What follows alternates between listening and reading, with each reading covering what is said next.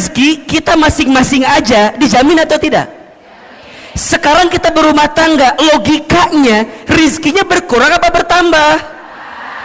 Makanya an-nikahu miftahu rizki, nikah itu kunci rezeki. Nah sekarang pertanyaannya, yang ada kenapa rumah tangga saya bukannya bertambah rezekinya tapi berkurang? Berarti ada masalah. Apa masalahnya? Apa persoalannya? Sok tulis. Ada 9 penghalang rezeki di rumah tangga. Bismillahirrahmanirrahim. Assalamualaikum warahmatullahi wabarakatuh.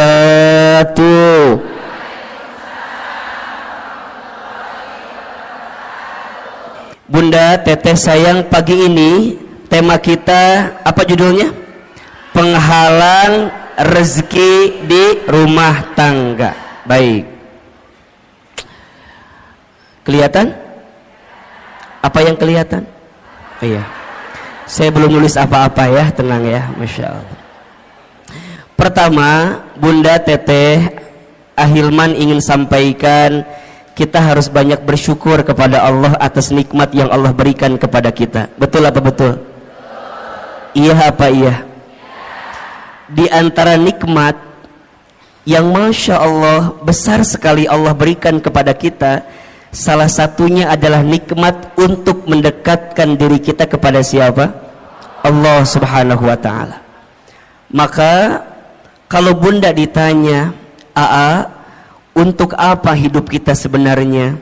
Jawabannya, hidup kita ini untuk mendapatkan ridhonya Allah Subhanahu wa ta'ala. Apa itu ridho? Ridho itu adalah penilaian Allah, pandangan Allah terhadap apa yang kita lakukan, sehingga kita mendapatkan cintanya dari Allah Subhanahu wa ta'ala. Jadi kalau Bunda ditanya, kenapa aku harus ngaji, kenapa aku harus taklim? Jawabannya, karena Allah suka dengan apa yang kita lakukan, karena Allah cinta dengan taklim yang kita hadirkan. Betul apa betul? Iya apa iya? Maka mulai hari ini belajarlah dalam hidup untuk meletakkan apa yang Allah mau, bukan apa yang kita mau. Kalau apa yang kita mau, mohon izin, biasanya kalau kita mengedepankan apa yang kita mau, pasti banyak kecewanya. Betul apa betul? Iya apa iya? Sok Ahilman mau tanya, Bunda, dari sekian banyak yang Bunda inginkan, lebih banyak yang terjadi atau yang tidak terjadi?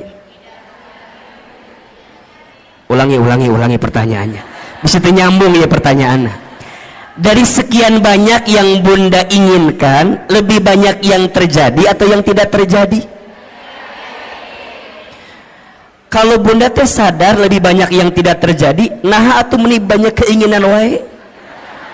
Hayang A lah, hayang B lah, betul nggak? Aku teh berharap punya suami teh begitu, tapi jadinya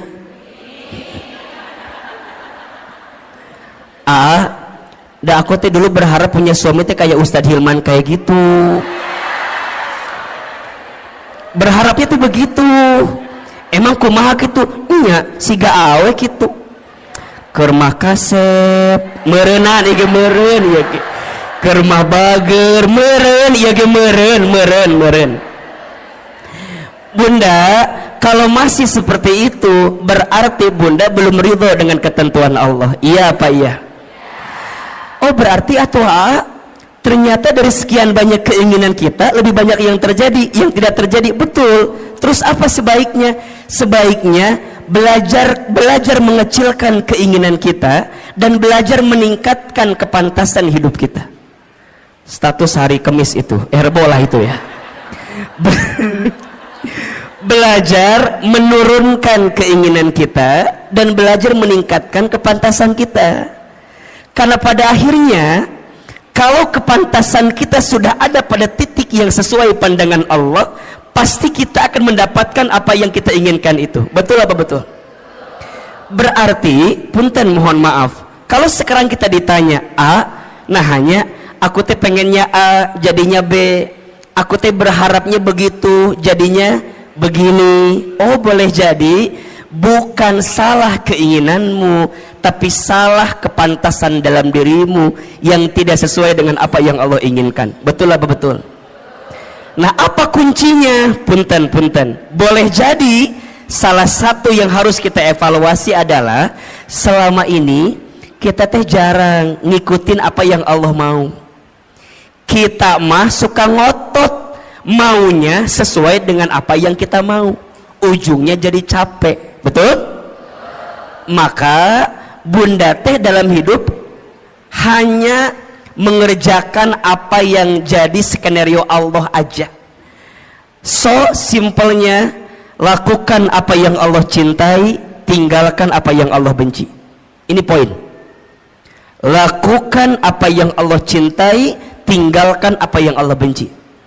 Kalau bunda sudah belajar melakukan apa yang Allah cintai, maka Allah akan mencintai apa yang kita lakukan. Dan itu menjadi rumus kebaikan yang akan datang dalam kehidupan kita. So mulai hari ini, ketika berbuat kebaikan, fokusnya hanya ingin mendapatkan pahala dari siapa? Saat bunda berbuat kebaikan, hanya ingin mendapatkan penilaian dari siapa? Itulah namanya ridho Allah. Bunda sekarang jadi istri yang baik sama suami. Jangan terlalu berharap agar suami kita jadi tambah sayang sama kita, karena kejadiannya banyak istri yang udah sayang sama suaminya tapi suaminya nggak sayang sama istrinya. Ada atau tidak? Yang mana orangnya? Meni sedih gitu ada abi eta mah abi pisan eta mah. Nah bisa begitu Ahilman, karena boleh jadi saat bunda sekarang berbuat baik sama rumah tangga kita, niatnya hanya ingin dinilai sama suami kita. Kalau itu yang terjadi, pasti kecewa. Tuh 2 3. Betul? Jadi mulai sekarang atuh untuk apa? Aku teh jadi istri yang baik karena aku tahu Allah suka sama istri yang baik kepada suaminya. Betul? Kumaha carana Ahilman? Simple. Kan bunda sudah pernah belajar banyak ya. Ada ciri istri yang baik itu setidaknya ada 4. Tolong catat ini.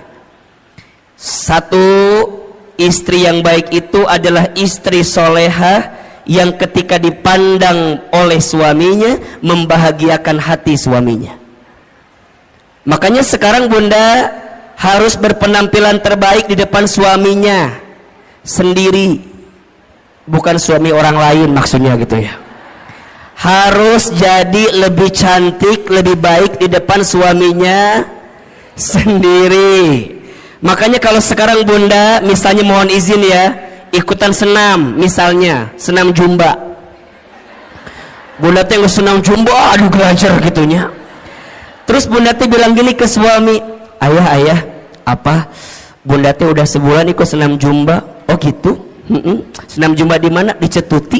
Tadi situ ada terus ada senam jumba Cetuti, ayah ya tadi dinya. Nah terus ditanya bunda teh, oh gitu. Terus kata bunda, coba ayah lihat ada sesuatu nggak dari bentuk bunda gitu, dari penampilan bunda. Tapi suami tuh ngomong gini doang ke bunda, oh bunda tuh senam, iya, asa nggak ada perubahan. Tah, kalau bunda senamnya untuk suami sakit atau tidak? Sakit. Tapi kalau bundanya ngerti, kalau berpenampilan cantik sehingga membahagiakan hati suami itu disukai oleh Allah, maka bagaimanapun caranya, suami muji, suami nggak muji, betul? Suami lihat, suami nggak lihat, nggak ada urusan. Dan karena buat aku mah ini pasti dapat pahala dari siapa? Jadi bunda nggak akan ngambek. Kamu mah ya ngongkosin enggak, nganterin enggak, minimal kamu teh ngehargain aku. Aku teh capek. Kalau ibunya gitu, pusing apa enggak? Pusing, ujungnya senam teh bunda jadi stres sendiri. stres begitu, ujungnya nggak dapat pahala apa-apa. Betul apa betul? Dua, apalagi istri yang baik itu istri yang ketika diperintah oleh suaminya taat kepada suaminya. Makanya bunda ingat ya, kalau suami kita minta sesuatu, bunda harus ingat, oh Allah sedang menyimpan surganya melalui suami kita. Makanya kalau bunda dipanggil, bunda nyamperin, iya ayah, iya sayang, bunda bikin kopi. Kadang-kadang bunda mah ambil gulanya, ambil kopinya, ambil airnya, nyiun sorangan, bikin sendiri. Jangan begitu bunda sayang. Kalau suami kita minta sama kita, berarti di situ Allah sedang menyiapkan pahala untuk kita. Betul? Ketika bunda bikin itu jangan sambil kesel, apalagi jangan sampai dicampur sama sianida. Jangan. Udah amni kepisan ka suami teh aku mah. Jangan. Bikin. Nah ini kadang-kadang kan kita mah suka lupa ya, kalau dalam kebaikan itu ada pahala dari Allah. Betul? Bunda teh udah bikin, tapi suami tuh nggak muji sama kita. Kamu mah bikin kopi itu mending nggak enak, kadang-kadang gitu kan. Ya ayah, maafin ya. Tadi teh bunda lagi kesel ke siapa? Ke kamu atau ke siapa lagi? Manya ke siapa lagi? Jangan begitu. Karena dari setiap kebaikan kita pasti dapat pahala dari siapa? Allah. 3, istri yang baik itu istri yang ketika diberi tidak menyelesihi suaminya. Tuh. Ketika diberi tidak menyelesihi suaminya. Bunda sayang, mulai hari ini belajar ya untuk selalu menerima apa yang suami berikan. Jangan ini mah dikasih ini kurang, dikasih ini kurang. Punten ya, kenapa kita selalu merasa kurang? Karena penyakitnya suka membandingkan dengan orang lain. Bunda teteh kalau mau bahagia ojo dibandingke, jangan dibanding-bandingkan. Setuju? Mulai hari ini kalau suami ngasih, bunda bilang terima kasih ayah, terima kasih sayang. Sok Ahilman mau tanya, hari ini sudah bilang terima kasih belum sama suaminya? Jangan berbohong. Sudah apa belum? Ya, sok ayeuna ku Ahilman dikasih waktu 1 menit, buka handphonenya, buka handphone, buka WA, kirim ke suaminya. Sok ku Ahilman dibantu. Buka handphone. Yang udah punya suami ya, yang belum jangan WA suami orang lain, jangan. Ini mah yang udah punya suami sendiri. Sok buka WA nak, buka WA. Ya penting ya. Buka. Sudah belum? Oke, sekarang masuk WA, kemudian cari kontak suami kita. Siapa namanya? Sok buka. Kalau namanya belum ganti. Sekarang ganti, suami soleh namanya. Suami soleh namanya. Siapa namanya? Sayang. Oke. Ibu siapa nama suaminya di WA? Harry. Jadi Harry eta mah lain. Jadi Harry. Ya. Bapak. Sok yang belum diganti. Tulis. Ya. WA-nya terima kasih. Tulis. Udah? Oke. Atas semua kebaikanmu. Udah. Terima kasih atas semua kebaikan. Tulis. Udah belum? Di bawahnya lagi, aku doakan atau mama doakan, saya doakan, terserah panggilannya apa. Semoga kamu, semoga ayah semakin disayang Allah. Terus Semoga kamu, semoga ayah, semoga bapak semakin disayang Allah. Udah belum? Kirim ayeuna, kirim. Lamun teu nyampe berarti nggak ada kuota eta mah. Tapi kirim heula. Udah, oke. Sekarang simpen HP-nya. Jangan ditungguin balasannya, jangan ditungguin balasannya. Udah, tutup. Yang ketiga, ciri istri yang baik itu istri yang ketika diberi tidak menyelisihi suaminya. Dan yang keempat, istri yang baik itu istri yang ketika ditinggal mampu menjaga diri dan keluarganya. Ada berapa? 4. 1. Istri baik itu istri soleha yang ketika dipandang suaminya membahagiakan hati suaminya. Yang kedua, ketika diperintah taat kepada suaminya. Yang ketiga, ketika diberi tidak menyelisihi suaminya. Dan yang keempat, ketika ditinggal mampu menjaga diri dan keluarganya. Bunda kenapa melakukan itu? Karena Bunda tahu semua itu adalah sesuatu yang dicintai oleh Allah. Betul? Kalau Bunda melakukannya, pasti Bunda mendapatkan pahala dari siapa? Mulai hari ini saat kita berbuat baik, niatnya untuk mendapatkan ridhonya siapa? Allah. Bisa atau tidak? Kalau ini yang sudah kita pahami, insya Allah kita akan lebih tenang dalam menghadirkan kebaikan di hidup kita masing-masing, insya Allah. Baik Bunda, pagi ini kita akan belajar tentang penghalang rezeki rumah tangga. Oke. Baik.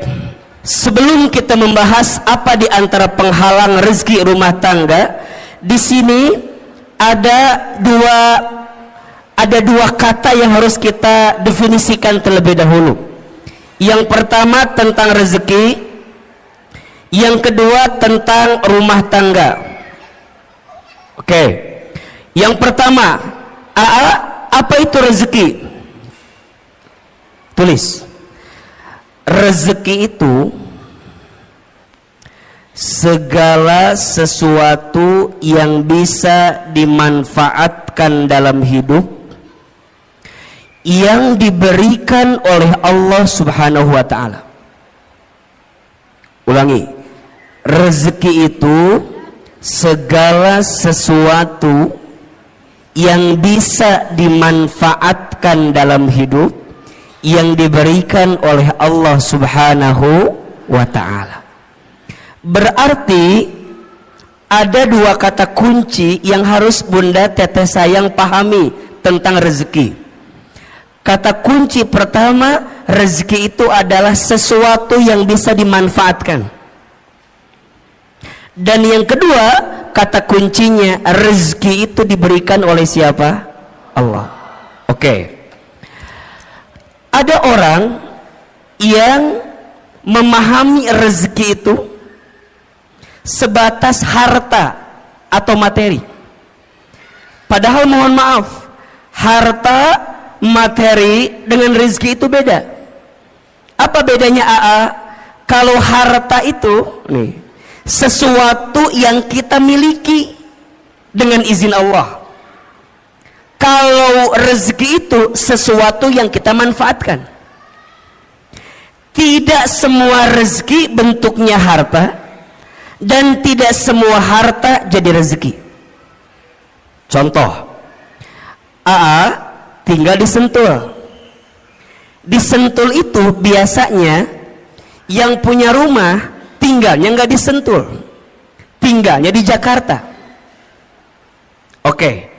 Rumah itu secara harta punya siapa? Punya orang yang tinggal di Jakarta. Tapi rizkinya ditempati oleh orang yang nungguin rumah, pembantunya. Hartanya punya siapa? Orang yang tinggal di Jakarta. Tapi rizkinya rizki siapa? Pembantunya. Jelas tidak? Jelas tidak? Jadi rizki itu bukan yang harus kita miliki. Kadang ada sesuatu yang tidak kita miliki tapi jadi rizki. Betul? Ahilman suami siapa?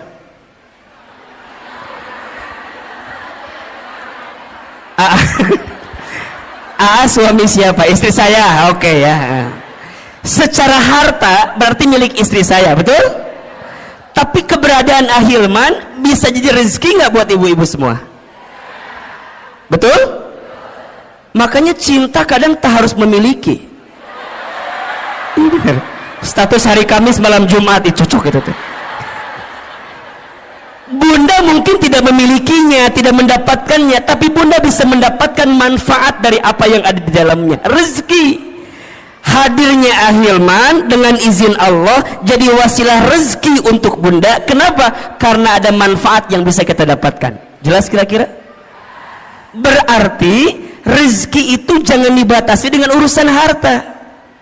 Karena ada orang yang mohon maaf, hartanya banyak tapi rezekinya sedikit.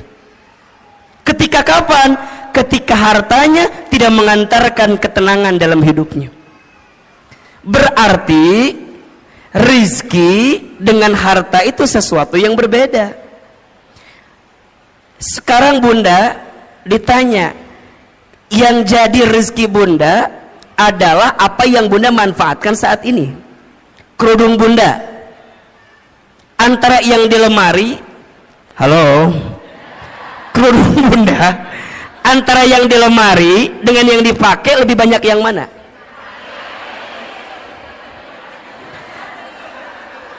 Nya udah pasti ya temannya, yang dipakai kan satunya.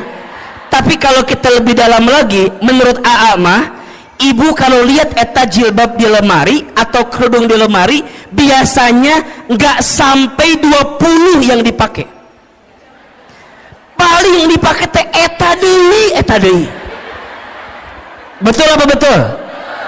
Senin biru, Selasa hijau, Rabu merah, Kamis coklat, Jumat putih, dibolak-balik eta terus. Coba, ternyata kerudung kita teh lebih banyak yang dipakai apa yang disimpan? Buat apa disimpan teh? Buat apa? Makanya ini nasihat dari guru saya, kata guru saya, kalau kamu punya harta atau punya sesuatu udah hampir 40 hari lebih nggak dipakai, keluarkan. Karena itu menghambat datangnya keberkahan rizki untuk kita. Rizki itu bunda kan harus terus berjalan ya, mengalir. Kalau bunda punya baju, misalnya punya kerudung, kata guru saya, kalau udah 40 hari nggak dipakai, segera keluarkan. Karena boleh jadi itu menghambat datangnya keberkahan rezeki untuk kita. Makanya bunda pernah nggak begini? Bunda teh beli ini, bunda teh ke mall, di mall teh ada kerudung bagus. Bunda saya bilang gini, kayaknya bagus deh itu jilbab gitu. Bunda teh beli aja. Sampai ke rumah, bunda dicobain. Tapi pas nyobain teh asa biasanya. Jangan salahkan kerudungnya, salahkan wajah kita, barangkali memang ada masalah. Tapi sebenarnya kalau mau lebih dalam, itu tentang rasa syukur. Jadi bunda tuh nggak nikmatin yang ada. Kenapa? Karena terhambat dengan apa yang bunda hari ini tidak keluarkan. Maka hati-hati, keberkahan rezeki itu lebih penting daripada banyaknya rezeki. Ibu pernah nggak makan di satu tempat, abis makan teh pulang di jalan teh bunda gini ngedemul, tahu gini mah nggak makan di situ, Udah mah harganya mahal, mana rasanya enggak. Pernah nggak begitu? Pernah nggak? Pernah nggak? Mulai hari ini perbaiki, jangan berkata buruk untuk sesuatu yang pernah masuk ke perut kita. Kenapa? Keberkahan rizkinya hilang. Apalagi kalau bunda tambah bikin status lagi, jangan makan di sini, udah mahal, nggak enak. Ya teman dobel dosana teh. Kermah kita nggak bersyukur, ngahina, kemudian nyebarin ke orang lain. Terus gimana? Belajar memahami rezeki lebih luas. Makanya bunda perhatikan, doa mau makan apa kalimatnya?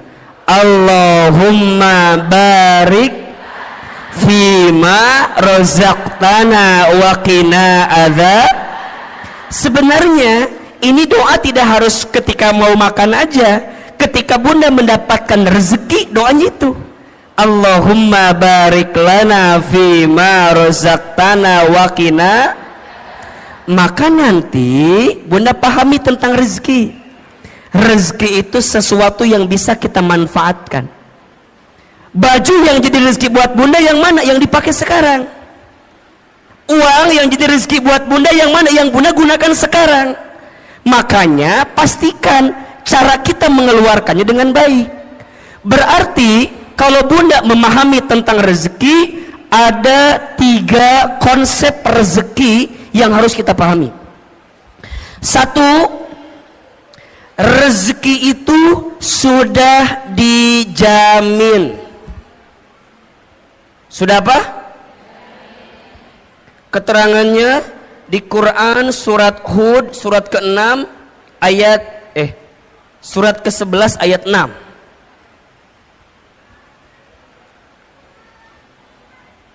Surat apa? Ke-11 ayat 6. Bunda perhatikan ini ya.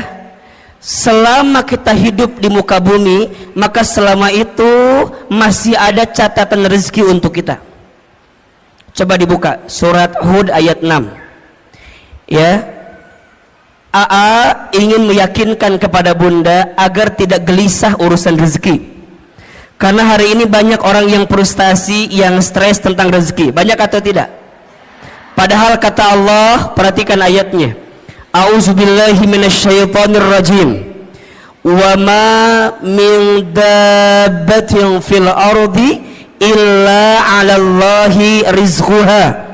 Dan tidak ada makhluk yang melata pun ketika dia hidup di muka bumi illa kecuali 'alallahi rizquha, dijamin oleh Allah rezekinya.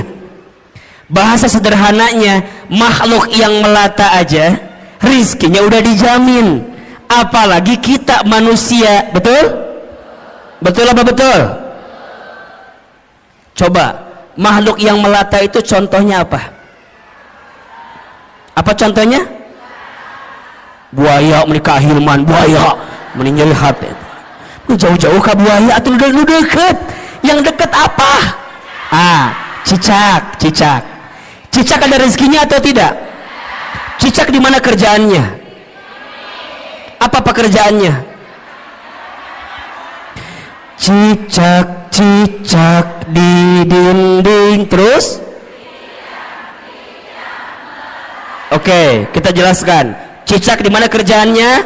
Dinding. Apa pekerjaannya? Bukan merayap, diam-diam merayap. Oke. Yang datang, punten, rizkinya yang nyamperin nyamuk ke cicak, apa cicak ke nyamuk? Kenapa Anda begitu yakin? Apakah Anda keluarga cicak begitu yakin begitu? Coba Ahilman mau tanya, tolong jawab. Angkat tangan siapa yang jawab nyamuk nyamperin cicak. Oke. Sekarang pertanyaan kedua, siapa yang jawab cicak nyamperin nyamuk? Ini yang tidak menjawab ada masalah apa, Besti? Cicing we ditanya ini ngahulang kieu we. Enggak punya pendirian Anda itu. tolong Anda yang mana pilihannya Anda ini ya Allah. Oh, Ahilman mah tahu. Yang tidak menjawab pasti pilihannya ketiga. Apa? Cicak dan nyamuk sama-sama bergerak. Betul nggak? Datang seekor, terus jadi dua-duanya bergerak atau tidak? Nyamuk terbang dapat dengan cicak. Cicak diam atau bergerak? Mana gerakannya? Oh, tahap. Hap. Oke, pertanyaan selanjutnya. Bunda pernah tahu nggak berapa kali cicak harus hap untuk mendapatkan satu nyamuk? Sebentar. Keluarga cicak dari Cibubur, apa jawabannya? Silakan. Ini begitu yakin dengan 2, 3. Bunda tolong ingat ya, ternyata cicak itu untuk mendapatkan satu nyamuk bukan satu kali hap. Menurut penelitian butuh beberapa kali hap, bahkan sampai 80 kali hap untuk mendapatkan satu. Pertanyaannya, apa yang membuat cicak istiqomah? Apa yang membuat cicak bisa konsisten untuk hap walaupun nggak dapat nyamuknya? Kenapa? Karena cicak yakin rizki udah dijamin sama siapa? Cicak aja ya, maknya kita enggak. Jadi kalau suami ibu bilang gini, Bunda, ayah mah udah hopeless hidup teh, udah nggak ada peluang rizki. Bunda jawab, cicak aja yakin, masa bapak enggak? Gitu. Ibu ingat ya, suami itu kalau kehilangan pekerjaan biasa, asalkan jangan kehilangan harga dirinya.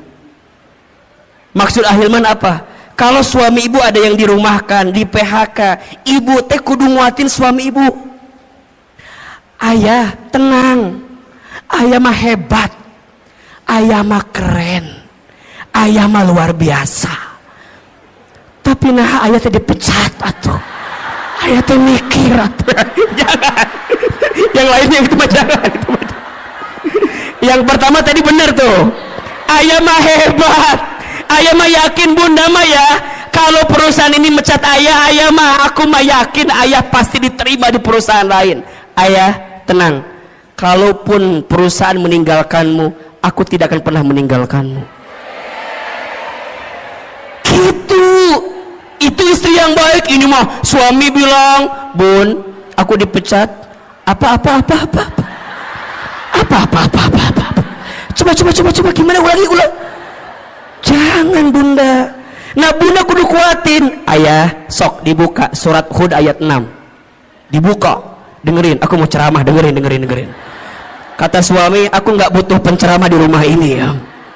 Tapi maksud saya, Bunda kudu yakin, ayah kudu yakin, selama kita hidup rezeki itu pasti masih ada, betul? Bahkan kata Nabi, seseorang tidak akan diwafatkan oleh Allah sebelum habis jatah rezekinya.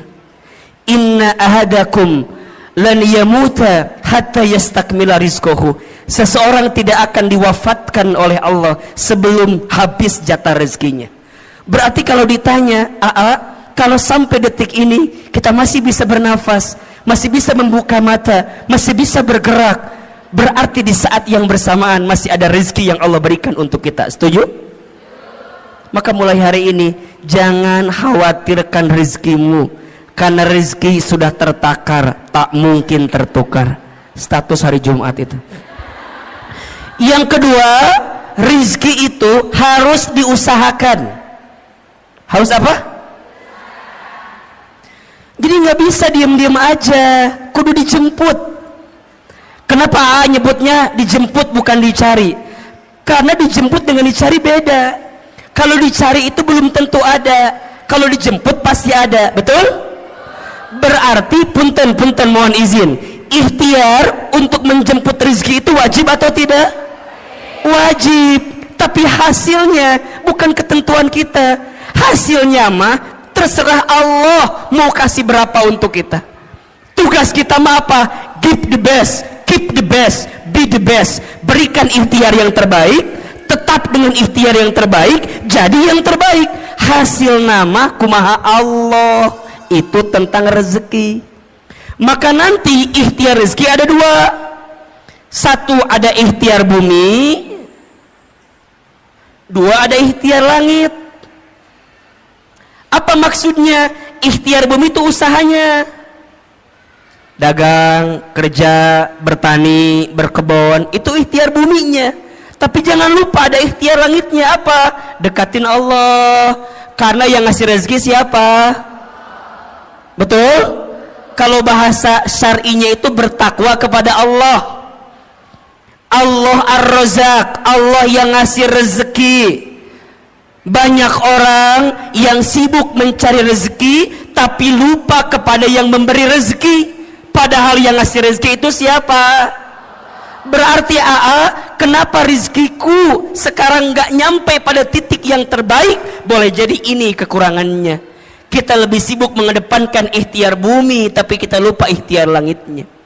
Padahal janji Allah jelas, wa may yattaqillaha yaj'al lahu makhraja wa yarzuqhu min haitsu la yahtasib. Barang siapa yang mendekat kepada Allah, dia bertakwa kepada Allah, maka Allah hadirkan jalan keluar dari setiap persoalan yang sedang dihadapi. Bahkan Allah berikan rezeki la yahtasib, dari pintu yang tidak pernah disangka-sangka. Tolong ya, mulai hari ini jangan terlalu sibuk mencari rezeki tapi lupa kepada yang memberi rezeki.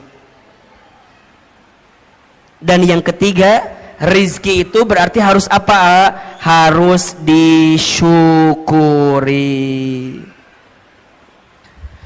Nah, kalau sudah begini, nanti Bunda akan memahami rezeki Allah itu luas dan banyak. Betul apa betul?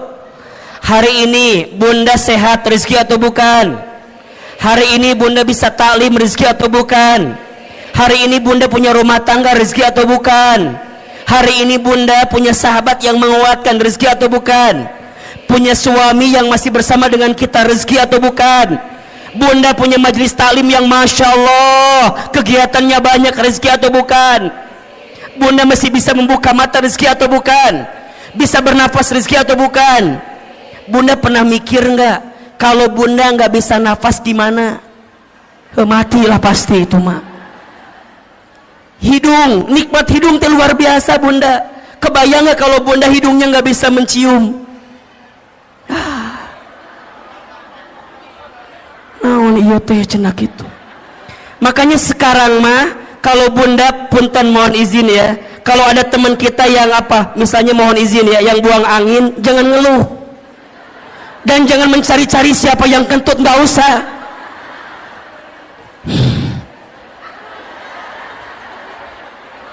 Malah kita nuduh salah lagi, kamu kentut ya, kamu kentut. Jangan. Udah mulai hari ini mah kalau ada yang kentut, Bunda bayangin, ya Allah, terima kasih hidung saya masih berfungsi ya Allah. Gimana kalau dicabut ini fungsi hidung? Bunda nggak bisa. Makanya hari ini mah nggak usah nyari siapa yang kentut, siapa yang kentut. Buat apa dicari? Kalau udah tahu juga nggak akan ada ngaruhnya. Tetap udah masuk ke hidung kita. Udah. Sok buat apa dicari? Kamu buat apa? Emang kalau ketahuan dia kentut hilang gitu baunya? Enggak. Mau ada kesel, udah. Sekarang mah ya Allah, begitu nikmat yang kau berikan ya Allah. Ini rezeki ya Allah. Karena belum tentu aku mendapatkan yang seperti ini ya. Ini rezeki. Berarti rezeki dengan gaji sama atau beda? Beda. Gaji itu ada slipnya, rezeki nggak ada slipnya. Gaji itu ada tanggal bulannya, rezeki nggak ada tanggal bulannya. Betul? Rezeki itu luas, yang sempit hati kita. Rezeki itu banyak, yang kurang rasa syukur kita.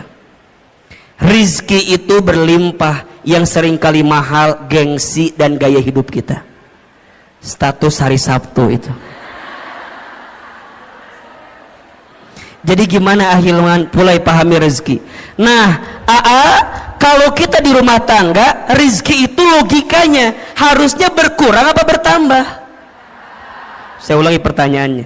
Rezeki kita masing-masing aja dijamin atau tidak?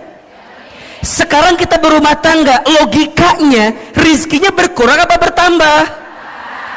Makanya an-nikahu miftahu rizki, nikah itu kunci rezeki. Nah sekarang pertanyaannya, yang ada kenapa rumah tangga saya bukannya bertambah rezekinya tapi berkurang? Berarti ada masalah. Apa masalahnya? Apa persoalannya? Kita akan bahas setelah pesan-pesan berikut ini. Nah, gitu.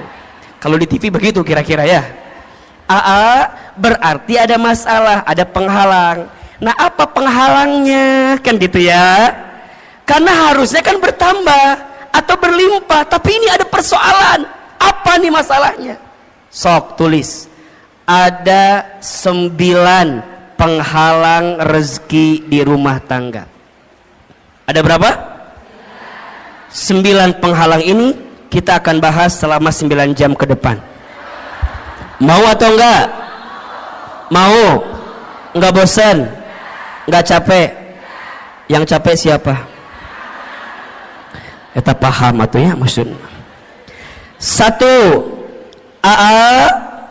Penghalang rezeki rumah tangga. Yang pertama, kurang bersyukur dan sering mengeluh.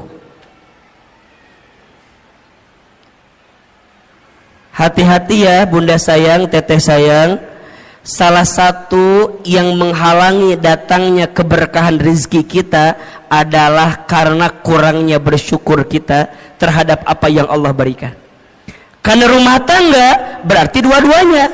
Boleh jadi persoalannya di suami atau persoalannya di kita sebagai seorang istri. Sekarang pertanyaannya, bunda, udah bersyukur belum dengan apa yang Allah beri terhadap rumah tangga kita? Benar, betul. Asa nggak yakin Ustaz ini mah. Kita punya kebiasaan suka merasa kurang terus dengan apa yang suami kita berikan. Iya. Padahal mohon maaf, ada sifat yang harus bunda hadirkan, namanya qanaah. Apa namanya? Apa itu qanaah? Merasa cukup dengan apa yang Allah titipkan kepada kita. Seringnya kita mengeluh dan kurangnya kita bersyukur menjadi penghalang datangnya rezeki dalam kehidupan kita. Maka janji Allah jelas ya di surat Ibrahim ayat 7.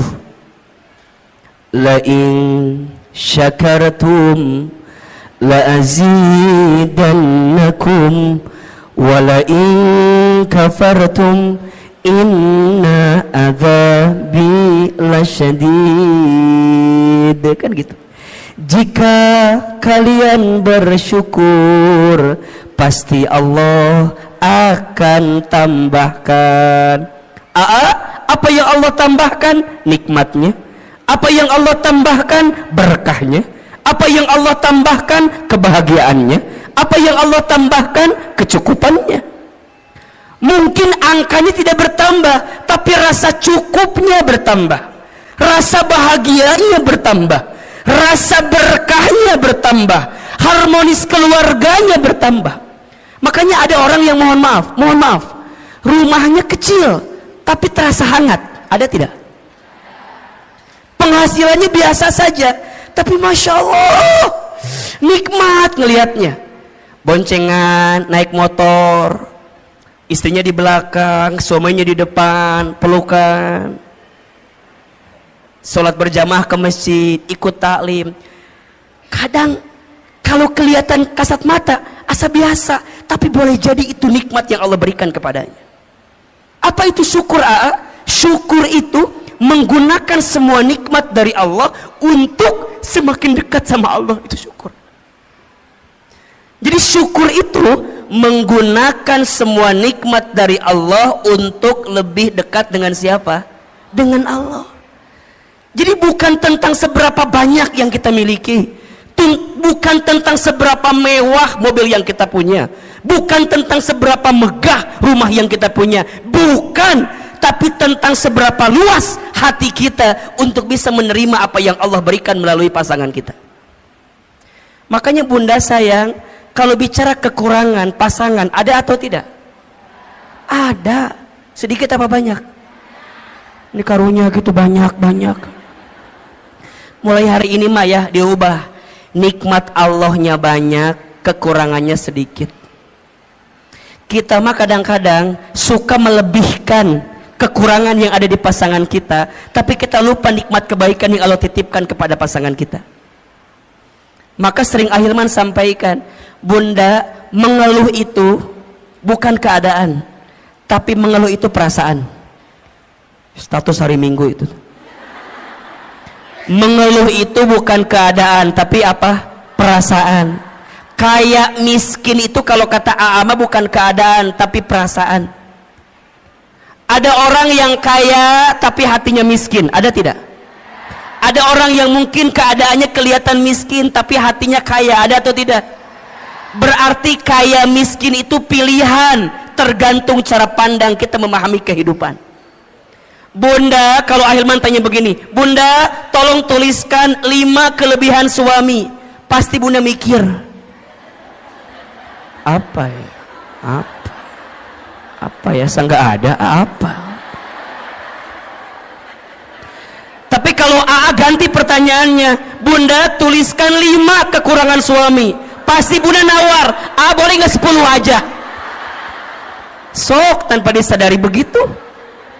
Makanya hati-hati, penghalang datangnya rezeki di rumah tangga kita karena apa?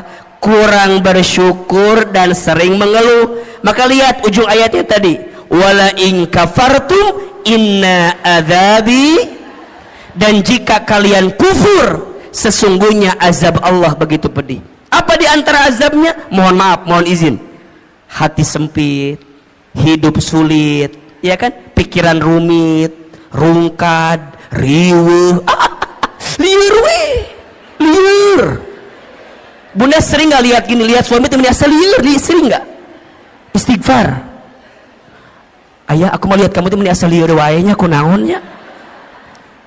Istighfar boleh jadi cara pandang kita terhadap rumah tangga kita yang belum baik. Nikmat Allah itu banyak. Bunda belajar ya, kalau suami tidur, bunda tatap.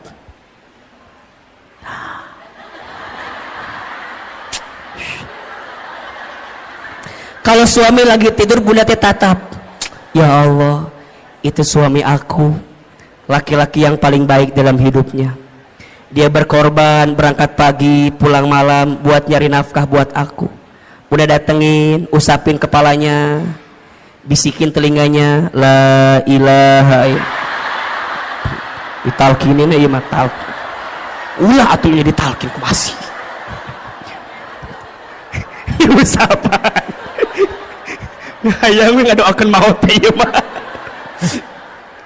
Jadi masya Allah bunda, belajar bersyukur bunda, belajar mulai dengan terima kasih. Tadi Ahilman bilang, di rumah tangga tuh biasain bunda, kalau pagi-pagi saya bilang terima kasih, kalau malam saya bilang mohon maaf. Itu nikmatnya luar biasa. Awalnya kaget, naon makasih makasih, makasih. Awalnya gitu tuh awalnya, tapi lama-lama ternyata kalimat terima kasih itu bunda, itu mengundang rezekinya dari Allah. Dan saya sangat yakin suami yang membahagiakan istrinya dengan izin Allah, Allah bahagiakan kehidupannya. Dan juga saya yakin kalau istri bisa jadi sumber kebahagiaan bagi suami, maka suami karir dunianya Allah izinkan dengan kebaikan. Makanya bunda, jangan jadi sumber masalah bagi suami kita. Karena setelah Ahilman survei dan ditanya kepada para suami, ayah, masalah apa yang paling berat buat anda? Semua sepakat, istri saya Ustaz. Makanya Ustadz mah punten bunda ya, saya di handphone saya fotonya istri saya. Kenapa coba? Ini jadi patokan. Kalau di luar saya punya masalah, saya lihat foto istri saya aja. Seberat apapun masalah saya di luar, nggak ada yang lebih berat dibanding masalah saya ini. Makanya Bunda jangan kegeeran ya kalau suami ada foto Bunda, ya itu patokan. Berarti bersyukur, ya Allah, nuhun ya Allah, makasih ya Allah, engkau nitipin istri yang begini, engkau nitipin suami yang begitu. Kenapa? Karena ada pahala kebaikan dari Allah. Ada atau tidak? Sok, Bunda pengen suami yang kayak gimana? Kalau minta maaf, pengennya begini. Mual ayah. Pengen yang sempurna. Bunda pengen yang sempurna. Kita sempurna atau tidak? Mau nggak punya suami kayak Rasulullah? Ngaca. Ngejawab teh mau wae. Kita udah kayak Siti Khadijah belum? Udah kayak Siti Aisyah belum? Mikir atau mikir teh. Dari kahayang mah ayah, hayang sama kita juga mau.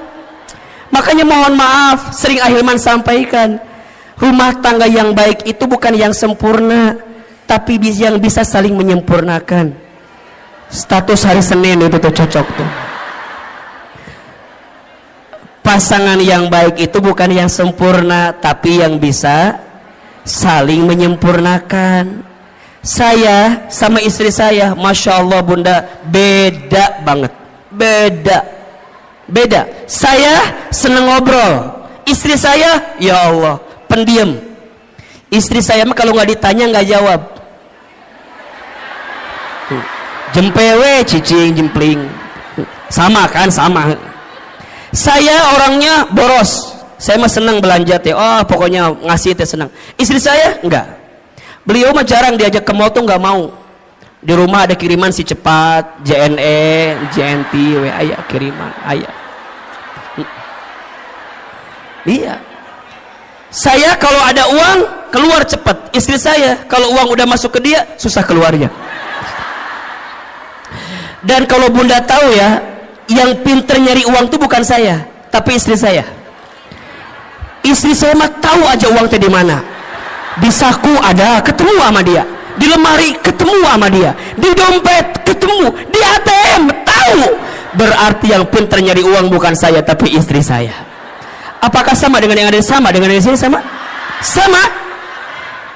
Wahai suami, bersabarlah dengan keadaan itu, karena itulah nikmat dari Allah. Udah mulai hari ini mah belajar perbanyak bersyukur, kurangi mengeluh. Betul? Mengeluh itu tidak akan menyelesaikan masalah, justru mengeluh itu menambah masalah. Insya mulai hari dengan alhamdulillah, terima kasih ya Allah, itu akan mengundang rezeki untuk kita. Yang kedua, penghalang rezeki yang kedua adalah kurang bertakwa kepada Allah. Kurang apa? Kurang bertakwa kepada Allah. Maksudnya apa, Hilman? Boleh jadi ada orientasi rumah tangga kita bukan untuk menghadirkan ketakwaan. Maka kalau Ustadz ditanya, buat apa kita berumah tangga? Jawabannya untuk bisa semakin dekat dengan Allah. Maka lihat surat Ar-Rum ayat 21 yang menjadi ayat fundamental dalam pernikahan. Wa min ayatihi an khalaqalakum min anfusikum azwajan litaskunu ilaiha wa ja'ala bainakum mawaddatan wa rahmah inna fi dzalika laayatin liqaumin yatafakkarun. Lihat kalimat awalnya, wa min ayatihi, dan di antara tanda-tanda kekuasaan Allah. Berarti apa yang Allah inginkan dalam rumah tangga? Jawabannya, Allah ingin ketika engkau bersama di rumah tangga, engkau semakin dekat dan taat kepada Allah Subhanahu wa taala. Berarti sekarang, kenapa rumah tangga kami tidak mendapatkan kebahagiaan yang diinginkan? Boleh jadi karena ada orientasi yang belum tepat dari apa yang kita hadirkan. Rumah tangga itu bukan hanya menyatukan dua hati yang saling mencintai di dunia, tapi rumah tangga itu menyatukan dua hati yang saling mengisi dan mengerti untuk bisa dekat dengan Allah Subhanahu wa taala. Itu rumah tangga. Berarti sekarang coba dicek, Kalau ada penghalang di rezeki di rumah tangga, mungkin tujuan rumah tangga kita belum tepat. Tujuan rumah tangga itu untuk lebih dekat dan taat sama Allah. Pertanyaannya, Bunda, Teteh sayang, selama kita berumah tangga, makin dekat sama Allah atau makin jauh dari Allah? Halo? Halo? Selama kita berumah tangga, makin dekat sama Allah atau masih makin jauh dari Allah? Cek suami kita, cek keluarga kita, cek diri kita. Karena harusnya rumah tangga menjadi jembatan atau tangga berharga untuk mendekatkan diri kita dengan siapa? Allah Subhanahu wa ta'ala. Maka hati-hati, kenapa rezeki boleh jadi terhalang di rumah tangga kita? Karena kurang bertakwa kepada Allah Subhanahu wa ta'ala. Yang ketiga, kenapa Ahilman? Apa penghalangnya? Masuk prakteknya. Karena lalai dalam sholat. Lalai dalam sholat. Coba dibuka surat Toha ayat 132. Surat apa? Toha ayat berapa? 132. Surat Toha ayat 132. Ternyata Bunda, Teteh sayang, sholat itu bisa jadi indikator kebaikan rezeki datang di kehidupan kita. Sudah dibuka? Surat Toha surat ke-20 ayat 132. A'udzubillahi minasyaitonirrajim. Wa'mur ahlaka bis sholat.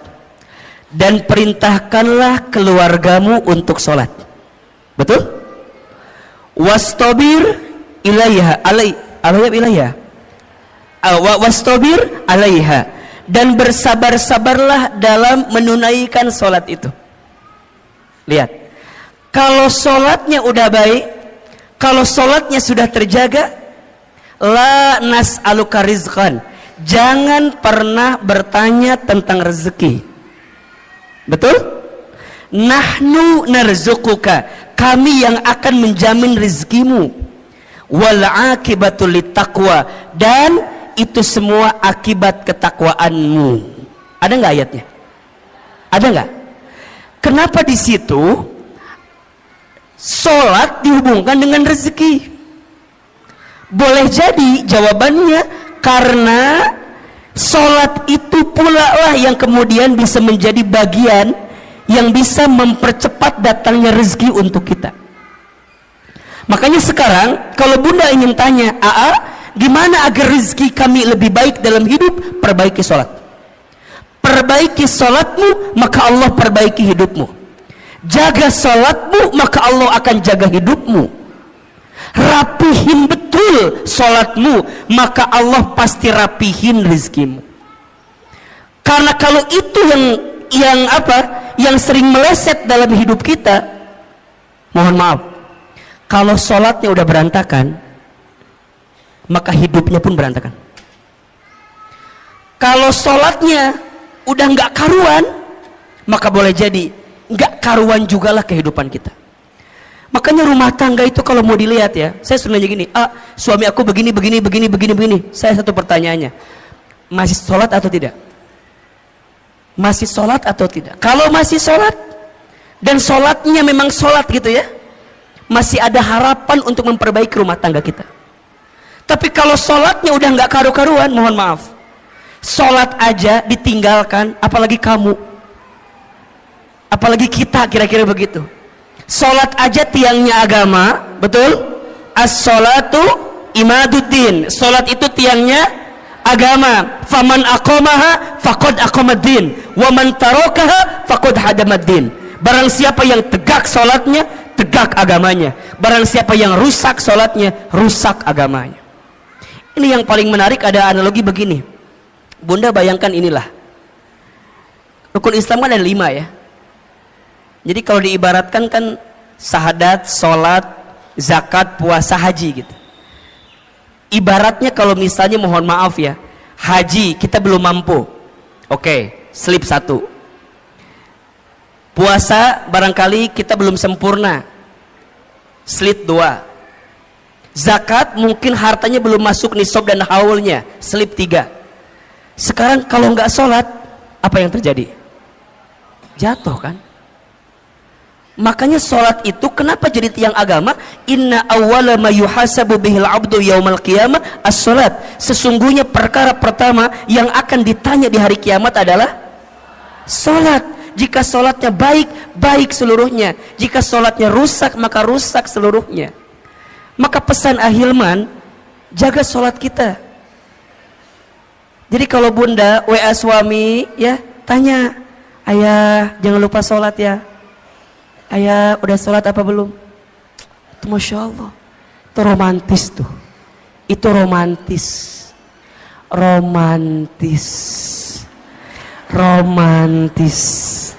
Jadi kalau bunda tanya, gimana caranya romantis suami istri? Saat suami istri mengingatkan sholatnya masing-masing.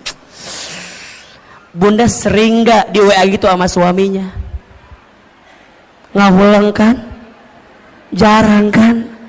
Bunda mah diingetin sholatnya sama muazin aja di Masjid Darussalam Kota Wisata. Sama, makanya di handphone kudu ada waktu sholat, diingetin. Yang wajib udah pasti. Kalau mau tambah lebih cepat, yang sunnah. Guru saya mengingatkan ada 3 sholat sunnah. Kalau bisa jaga betul ini. Yang pertama sholat sunnah tahajud. Yang kedua sholat sunnah 2 rakaat sebelum subuh. Yang ketiga sholat duha di pagi hari. Lihat keistimewaannya. Sholat tahajud, sholat yang akan mengantarkan kemuliaan dalam hidup kita. Sholat tahajud, sholat mengantarkan kemuliaan. Makin terjaga tahajudnya, dengan izin Allah, Allah muliakan hidupnya. Keterangannya surat Al-Isra ayat 79. Wa minal laili fatahajjad bihi nafilatan lak asa yab'asaka rabbuka maqaman muda. Dan di sebagian malam dirikanlah salat tahajud sebagai tambahan untuk dirimu, niscaya Allah akan angkat derajatmu maqaman mahmuda, ke tempat yang terpuji. Yang kedua, salat sunnah 2 rakaat sebelum subuh lebih baik daripada dunia beserta. Bukankah yang kita cari selama ini dunia? Ternyata ada sesuatu yang bisa mendekatkan kita dengan dunia. Apa? Salat sunnah 2 rakaat sebelum subuh. Dan yang ketiga, salat duha di pagi hari. Barang siapa yang tidak tertinggal 4 rakaat minimal salat duha di pagi hari, 2 rakaat, maka Allah cukupkan kebutuhannya. Berarti yang ketiga, apa yang menjadi penghalang rezeki di rumah tangga? Karena lalai dalam sholat. 4, penghalang rezeki di rumah tangga karena jarang baca Al-Quran, jarang membaca Al-Quran. Nawwiru manazilakum bis salati wa qiraatil Quran. Terangilah rumahmu dengan salat dan bacaan Al-Quran. Maka bunda teteh sayang, belajar menghadirkan Al-Quran di rumah kita.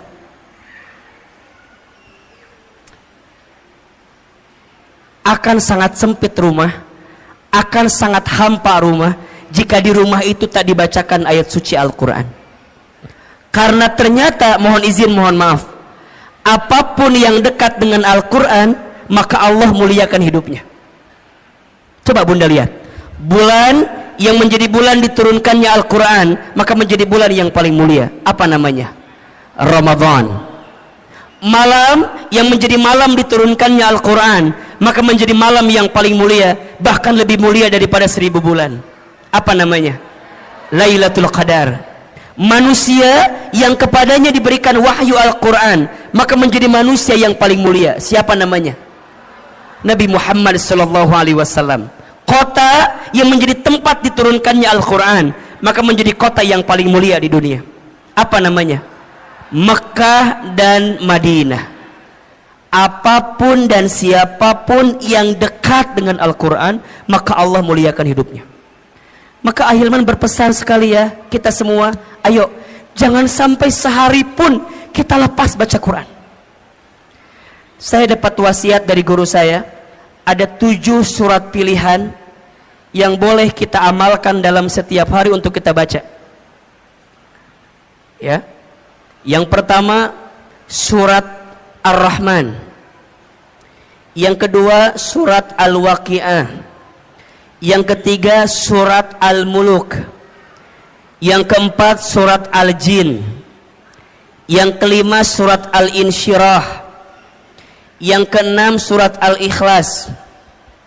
Yang ketujuh jika hari Jumat surat Al-Kahfi. Jika hari biasa surat Al-Baqarah 5 ayat pertama, ayat 255 ayat kursi, dan 3 ayat terakhir. Al-Baqarah 5 ayat pertama, tengah-tengah 255 ayat kursi, 3 ayat terakhir Al-Baqarah. 7 surat ini dengan izin Allah semoga kita jadi wasilah kebaikan itu. Ya. Surat Ar-Rahman agar kita berharap Allah menyayangi kita dan kita disayangi oleh hambanya Allah di muka bumi ini. Surat Al-Muluk, surat Al-Waqi'ah agar Allah mudahkan rezeki kita dengan izin Allah. Surat Al-Muluk agar Allah menjaga kehidupan kita, mengantarkan kemuliaan kita, termasuk menjaga dari siksa kubur. Makanya Bunda izin ya, jangan tidur dulu ketika waktu malam sebelum baca Al-Muluk. Hanya 30 ayat kan. Jadi kalau bisa dari maghrib ke isya, Bunda maksimalkan baca Al-Muluk. Semoga dengan baca Quran ini kelak kita diselamatkan oleh Allah Subhanahu wa taala. Surat Al-Jin agar kita dijaga dari godaan jin. Surat Al-Insyirah agar kita diberikan kemudahan setelah kesulitan.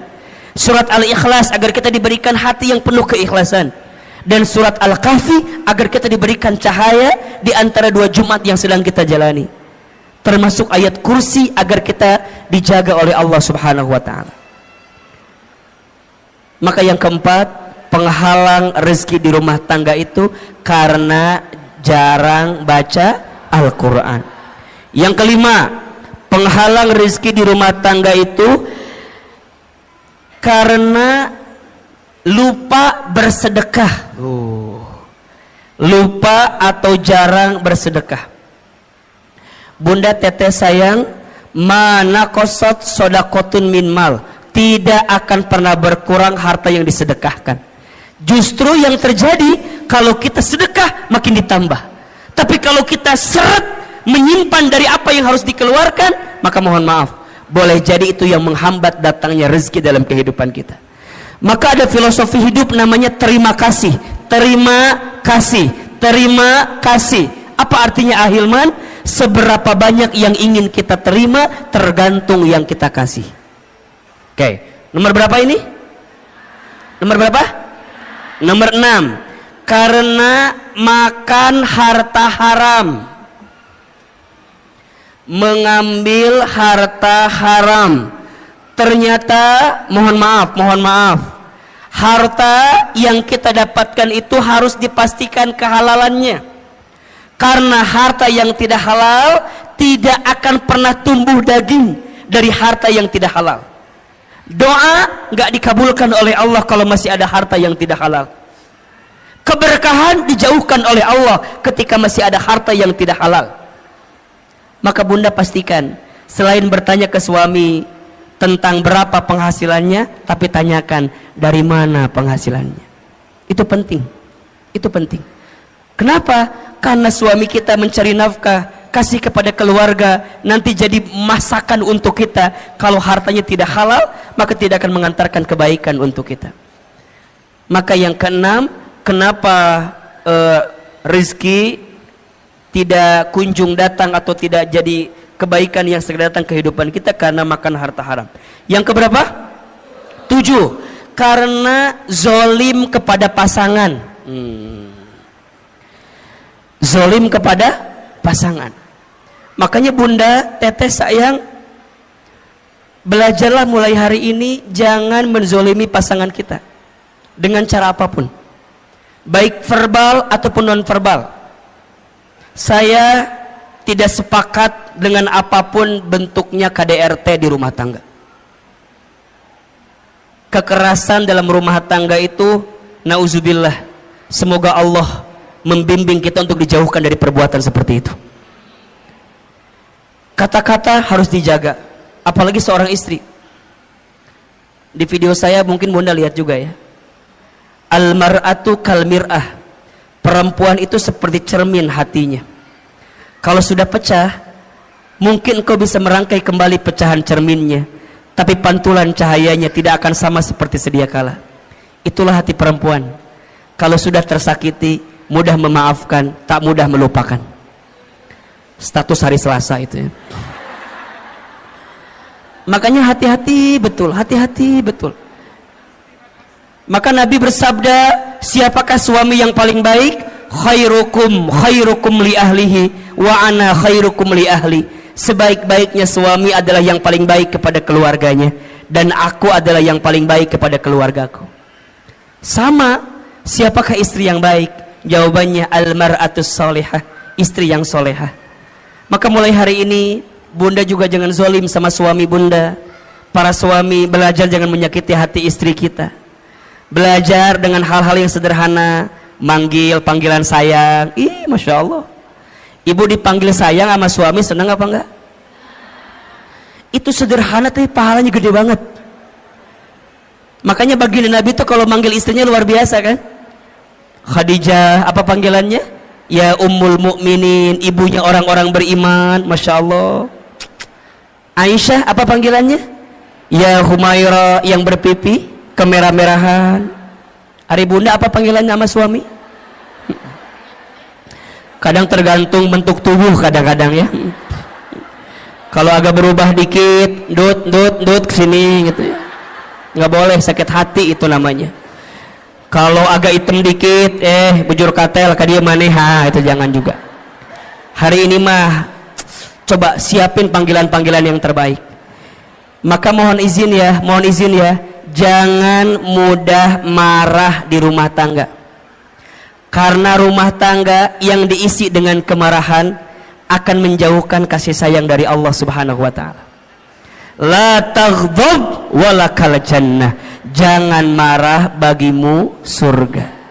Sok belajar. Kumaha atunya kalau lagi kesel, gimana mengendalikan marahnya? Catat 5 cara agar marah kita bisa dikendalikan.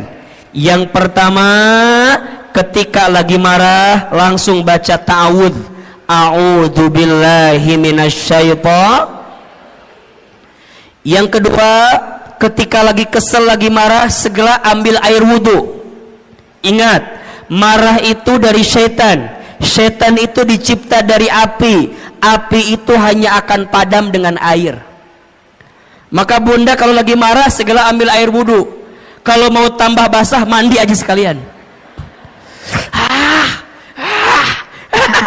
Berenang ke laut, mati nanti ujungnya. Jangan, wudhu. Habis wudhu langsung ya gelar sajadah, sholat. Setelah itu baca Quran. Ambil wudhu, gelar sajadah, sholat, baca Quran. Bunda akan menemukan ketenangan di situ. Yang keempat, ubah posisi. Kalau marah sedang berdiri, segera duduk. Kalau duduk masih marah, berbaring. Apa bahasa gampangnya? Sareken. Tidurin aja. Udah tidur mah insya Allah nanti juga lupa. Paling dimimpi ke bawah-bawah sedikit lah. Tidurin. Baru yang kelima, ingat-ingat pahala dari Allah untuk orang yang bisa menahan marah. Masya Allah. 5. 1. Baca ta'awudz. 2. Ambil wudhu. 3. Dirikan sholat baca Quran. 4. Ubah posisi. 5. Ingat pahala dari Allah ketika orang bisa menahan marah. Dan Bunda tahu ya, Masya Allah, ada seseorang yang nanti Allah berikan surga yang lapang dan luas. Siapa orang itu? Ternyata orang yang punya ketenangan hati. Siapa mereka? Mereka yang mampu menahan marah dan mampu memaafkan orang lain. Oke? Yang keberapa sekarang? Yang ke-8. penghalang rezeki di rumah tangga karena durhaka kepada orang tua. Durhaka kepada orang tua. Bunda sayang, teteh sayang, ingat ya, kalau sudah menikah nggak ada bahasa ini orang tuaku, itu orang tuamu. Setelah menikah itu berubah jadi orang tua kita. Maka perlakukanlah mertua kita sebagaimana orang tua kandung kita sendiri. Wahai suami, perlakukanlah orang tua istrimu sebagaimana engkau perlakukan orang tua kandungmu. Karena mereka keduanya sama, artinya keberkahan rizkimu akan engkau dapatkan ketika engkau muliakan orang tuamu. Ridallah fi ridal walidain wa suhtullah fi suhtil walidain. Ridanya Allah ada pada ridhonya orang tua, murka bencinya Allah ada pada murka benci orang tua. Yang kesembilan, yang menjadi penghalang rezeki di rumah tangga karena malas dalam bekerja. Kalau dalam bahasa sederhananya, bangun kesiangan, tidur lagi setelah subuh. Makanya mohon maaf ya, kata orang tua dulu kan gitu ya, jangan bangun kesiangan, nanti rizkinya dipatok. Sekarang bukan sama ayamnya, diambil tetangga kita sekarang ya. Maka hati-hati, malas itu pintu sempitnya rezeki kita. Tapi rajin menghadirkan kebaikan, terutama di waktu subuh. Makanya bunda, teteh sayang, bimbing anak-anak kita untuk bangun di waktu subuh. Berangkat ke masjid, sholat subuh, insya Allah itu akan mendatangkan kebaikan untuk kita. 9 penghalang pintu rezeki. 1, ayo, kurang bersyukur dan sering mengeluh. 2, kurang bertakwa kepada Allah. 3, lalai dalam sholat. 4, jarang baca Al-Quran. 5, lupa bersedekah. 6, karena sering makan harta haram. 7, zalim kepada pasangan. 8, durhaka kepada orang tua. 9, malas dalam bekerja. Bunda, teteh sayang, pagi ini tema kita apa judulnya? Penghalang rezeki di rumah tangga. Baik, kelihatan? Apa yang kelihatan? Oh iya, saya belum nulis apa-apa ya, tenang ya, Masya Allah. Pertama, Bunda, teteh, Ahilman ingin sampaikan, kita harus banyak bersyukur kepada Allah atas nikmat yang Allah berikan kepada kita. Betul apa betul? Iya apa iya? Di antara nikmat yang Masya Allah besar sekali Allah berikan kepada kita, salah satunya adalah nikmat untuk mendekatkan diri kita kepada siapa? Allah Subhanahu wa ta'ala. Maka kalau Bunda ditanya, Aa, untuk apa hidup kita sebenarnya? Jawabannya,